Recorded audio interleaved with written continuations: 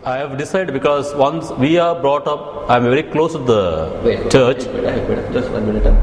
Yeah. Can you explain to us why you took up priesthood and the different types of priesthoods that are there, and your choice of, you just explained to me what is a religious and a secular priest.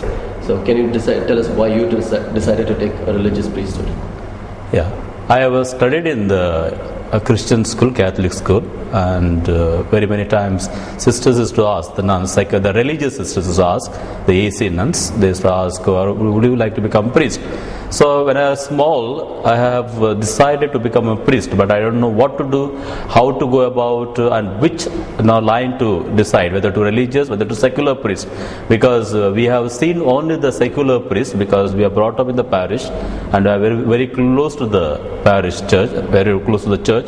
And then that it was implanted in my heart that I had to go for to become a priest.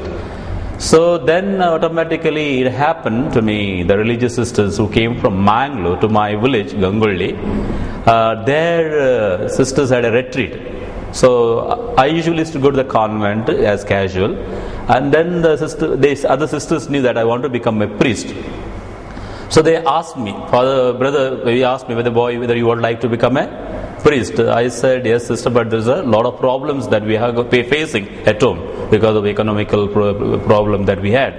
And the sisters said, don't worry about that. So just let us see, I'll take you somewhere. You decide what you want to. So they took me to Mangalore, from my village to Mangalore, to the Carmelite monastery. When that time I just finished my 8th standard. So in the 9th standard I went there. There was an occasion camp. And in the camp, they asked me to stay 8 days to experience of the Carmelite life, and they liked me very much, and they asked so many questions. Would you like to become a Carmelite? Do you know anything about Carmelite? I said I don't know nothing about Carmelite, but only I know the sisters, the Carmelite sisters. So that's how I entered the Carmelite as an occasion boy in the boarding.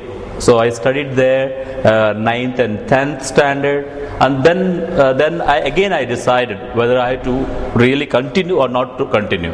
So then it was motivated for me, okay, I should continue. So that's how I entered to the religious life, not to the secular priesthood. What is the difference in a religious and a secular priesthood? Secular priesthood, that of course they have got their own parishes, they don't have much public vows, but we have got a public vow, a permanent vow that we make, and that we have to strict into that. Now we have got 3 vows that we make: the poverty, chastity and obedience. Doesn't mean that the secular doesn't do it, they do it, but it is like that, it's not that permanent, it's not that living, but of course they make a vow. Publicly they make vow, but our vow that we make is a permanent one. Yeah. You are now into priesthood how many years, Father? Now 13 years I completed. 1-3? 1-3, yeah. 1-3. In these 13 years, you are still a young man now. Is there any time that you have regretted taking up this vocation and decided, I would have been a much better, say, doctor or something else like that? Never, because I am very much happy about my occasion to be a priest, and always I'm happy because something greater that God has chosen me, and I think it is said, Lord said, the many are called but few are chosen. So I feel so proud about to be a priest and to serve the community wherever that they send me. And in these priesthood is for many people the highest calling that God has given, personal calling in most cases. Apart from being a servant of God, which is one of the best things that can happen, I guess, to any person, a Catholic especially, what are the pros about priesthood? We always hear about a priest cannot do this, a priest cannot do that. What are the good things about priesthood? See, most of the things that whoever may be the qualified persons, whether they're doctors or whether they're engineers, whoever, but when they come to the church, now they become, it's not that, in front of the priest, they'll not become a qualified person, because priest is something greater that God has called, and the occasion that called. Of course, all the occasion God called, but this is a special occasion that called. But one thing I'm sure that in this modern world, so many competitive, there is so much things are in the mass media, and a lot of things are progress. So that time we feel that we are nothing. But when we go to the altar, we think that is something is greater that we have, that God has called and to do to the service to the community. In these 13 years, Father, as you're still being formed as a priest and as a servant of God.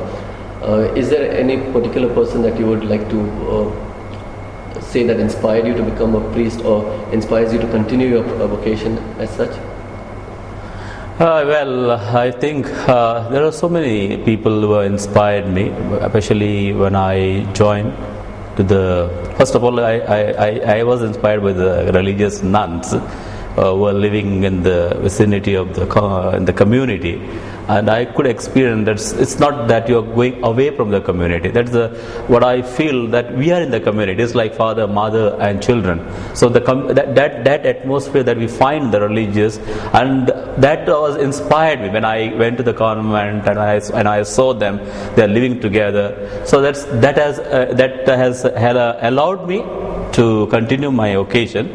Plus, when I joined as a Carmelite, and it was such a wonderful experience that I had with the Carmelite community, with the priest and all. They are actually gem for me, for my growth. So they have given a lot of information. They have given a lot of what is called enthusiasm and encouragement. That encouragement has really inspired most of the priests. Yeah. The general conception is that once you become a priest, that's it. You don't have to do anything more than that. But I have also been in contact with priests along with them. Can you explain how and what, like after priesthood, do you all have to study more? Do you all have to keep on reading and learning more? Specifically, do you all have to keep learning? Learning doesn't end actually. Once you finish your formation, once you become priest, it doesn't mean that everything is over. Because according to as I have explained to you, so much has progressed. It's very difficult for us to explain certain things. So unless you are imbibe the knowledge from the book or from other sources, you cannot preach the word of God or preach the things to the people. So it means that we have to continue to study. It depends on your interest actually. So once they give the formation, that is their responsibility that are done. But later it comes to the personal, how you take, how much you are oriented, what you want to be perceived till the end of your lives. That's what.